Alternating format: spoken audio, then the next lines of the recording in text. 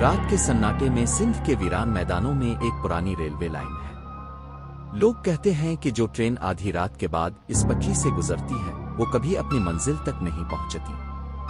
درختوں کی شاخیں ہوا میں ہلتی ہیں اور دھند میں ہر چیز دھندلا سی لگتی ہے۔ رات کے 12 بجے کوٹری کی طرف ایک مال گاڑی جا رہی تھی۔ ڈرائیور امین اور اس کا مددگار جمال تھکے ہوئے لیکن ہوشیار تھے۔ انجن کی آواز دھند میں گونج رہی تھی۔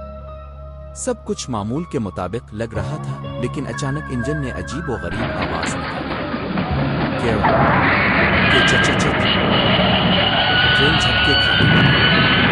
امین نے بریک لگائی لیکن ٹرین رکنے کے بجائے پیچھے کی طرف کھسکنے لگی۔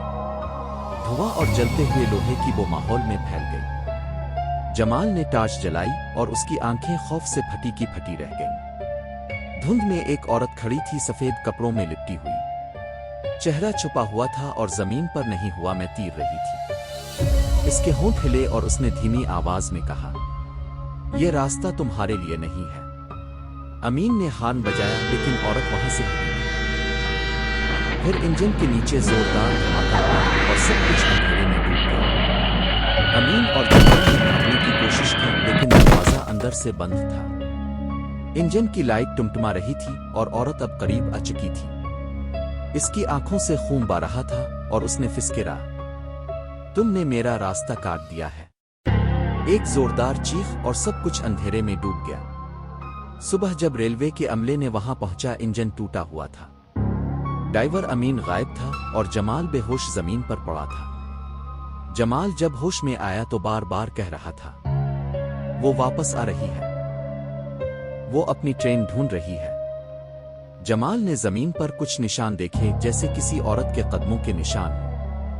وہ ان کے پیچھے چلتا ہوا ایک پرانے بند اسٹیشن تک پہنچ گیا۔ بورڈ پر لکھا تھا، دریائے خفی اسٹیشن، بند شدہ 1985۔ اس اسٹیشن پر ایک پرانی تصویر لٹکی تھی، ریحانہ بی بی، اسٹیشن ماسٹر کی بیوی، ٹرین حادثے میں جاں بحق۔ جمال کی سانسیں تیز ہو گئیں۔